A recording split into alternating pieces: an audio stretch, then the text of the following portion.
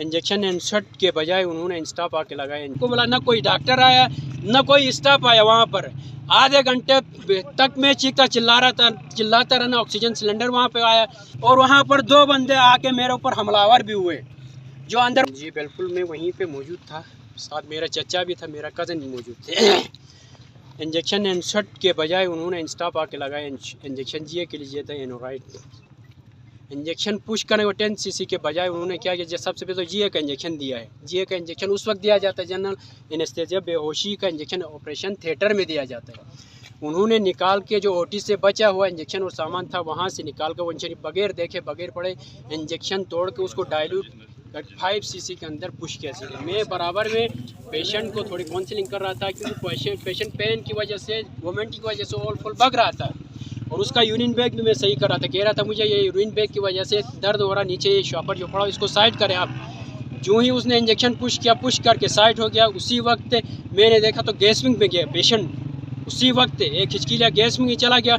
मैं बेड के ऊपर चढ़ा, फ़ौरन मैंने CPR शुरू कर दी। CPR शुरू कर दी मैंने, उसको चीखता चिल्लाता रहा, जाके डॉक्टर को बोला, स्टाफ को बोला, ना कोई डॉक्टर आया ना कोई स्टाफ आया। वहाँ पर आधे घंटे तक मैं चीखता चिल्लाता रहा, ना ऑक्सीजन सिलेंडर वहाँ पे आया ना कोई डॉक्टर आया। काफ़ी टाइम बाद एक स्टाफ आ गया एम्बो बैग लेकर, एम्बो बैग करता रहा। मैंने बोला एम्बो बैग करो आप प्लीज़। मैं CPR करता रहा गया, फिर मैं उसकी पल्स देखता चला गया, 15 मिनट तक CPR करता गया। आखिर उसकी पल्स जो है वीक होती चले गई, बिल्कुल 0 में आ गई। उस वक्त तक कोई डॉक्टर नहीं आया वहाँ पर, न कोई स्टाफ न कोई डॉक्टर आया वहाँ पर, किसी का कोई अता पता नहीं। सब भाग गए ड्यूटी पे, जितने डॉक्टर से लेके स्टाफ तक।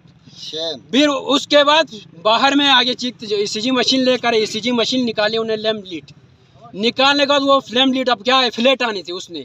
तो वहाँ पर जो डॉक्टर आया था, मैंने बोला अब लैम्प लीड दिखाने का फ़ायदा क्या है तुम्हारा, पेशेंट तो कब का एक्सपायर हो चुका है। फिर वो कॉइल जो है मैंने डॉक्टर वजाहत की भतीजी, सॉरी अब उसका नाम मेरे जहन से निकल गया, उन्होंने मुझसे पूछा कौन सा इंजेक्शन लगाया है। कॉइल डस्टबिन के अंदर देखा तो मैंने पढ़ा तो उन्होंने निकाल के दिखा दिया, डॉक्टर साहब आप देखें प्लीज़ ये इंजेक्शन किस चीज़ के लिए देते हैं। उन्होंने कहा जनरल एनेस्थीसिया के लिए, बेहोशी के लिए, OT में यही इंजेक्शन लगाए। उन्होंने कहा यह तो इंजेक्शन जनरल एनेस्थीसिया में OT में दिया जाता है और ये ख़तरनाक इंजेक्शन दिया है। उन्होंने कहा कॉइल मुझे, मैंने बोला कॉइल मैं आपको नहीं दूंगा, आप उसकी पिक ले लें, बेशक कॉइल मैं अपने पास रखूँगा। उसी वक्त डॉक्टर वजाहत DMS को फ़ोन किया, ये हादसा रूनुमा हुआ है, आप प्लीज़ जल्द से जल्द हॉस्पिटल तशरीफ लाएँ। अब उसके बाद जाने के बाद कोई आता पना नहीं चला, वो जो स्टाफ थे वो भी गायब, डॉक्टर थे वो भी गायब हो गए। काफ़ी टाइम बाद पुलिस आई, मैंने बोला आप लोग अपनी कार्रवाई शुरू करें प्लीज़, इसकी जो भी है फायर कांटेक्ट। काफ़ी आधे घंटे के बाद, 2 घंटे के बाद फिर पुलिस लोग आ गए, फिर अपनी कार्रवाई उन्होंने शुरू की।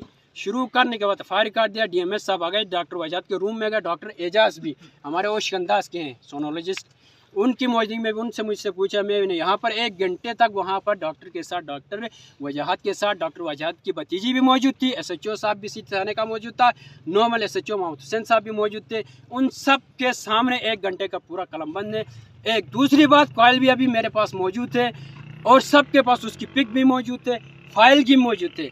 जिस सर्जन ने ऑपरेट किया था डॉक्टर शब्बीर, वो भी आ गए। डॉक्टर शब्बीर को मैंने फाइल उठा के देखी, सर आप पढ़िए प्लीज़ इस फाइल को खोल के देखिए।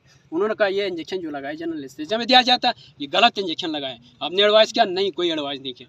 फिर डॉक्टर वजाहत ने भी एक्सेप्ट किया, आप राइट हैं, जो हुआ आपके साथ गलत हुआ है, ठीक है कि नहीं, बाकायदा इसका हम कार्रवाई कर लेंगे और जिन्होंने ये गलत इंजेक्शन लगाया उनको कैफर किरदार तक पहुँचाने।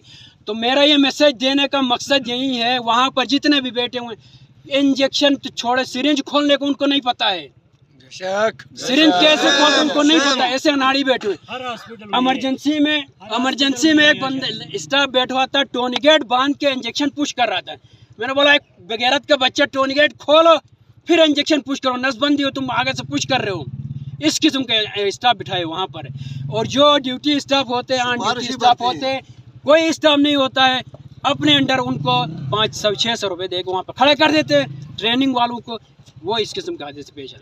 उसके बाद डॉक्टर वजाहत के वक़्त जब MO था, उस वक्त उसकी वालिदा के साथ भी यही साने सेम पेश आया हुआ है। मुझे पता था, मैंने उसी वक्त पकड़ा और वहाँ पर 2 बंदे आके मेरे ऊपर हमलावर भी हुए, जो अंदर वार्ड में बैठे उन पेशेंट के अटेंडेंट आके मेरे ऊपर हमलावर भी हुए। आप ये क्या शोर शराबा कर रहे हो? मेरे बोला शोर शराबा करना मेरा राइट है, मेरा हक बनता है। मेरा जिगर फट रहा, मेरा अजीज है, कोई मजाक नहीं है। मुझे पता था ये इंजेक्शन किस किस्म का लगाया। अगर किसी को नहीं पता होता तो न जाने कितने इस तरह के एक्सपायरी हुए होंगे, चुपचाप ले गए होंगे पेशेंट की, तभी मौत ही, मर गया। हुआ नहीं हुआ तो आप लोग खुद बताएं। अगर मैं गलत कह रहा हूँ तो आप लोग मेरे मुंह पे थूके। मैंने DMS साहब के बस सामने भी यही कलिमात अदा की, और डॉक्टर शब्बीर के साथ भी, डॉक्टर एजाज के सामने भी यही कलिमात अदा किए। तो लिहाजा आइंदा के लिए इस किस्म के जवाब का तदारुक होना चाहिए, और आप इसकी फ़ौरन एक्शन लेने की आप सख्त भी कार्रवाई करें। और SHO साहब ये साहब मौजूद है, 1 घंटा पहले आके ये गया हुआ था, पेशेंट वॉक कर रहा था बाहर आके, ये खुद यूनिफॉर्म में था, पेशेंट आराम से चहलकदमी कर रहा था। 1 घंटे के बाद इसको फ़ोन किया, अरे भाई अभी तो पेशेंट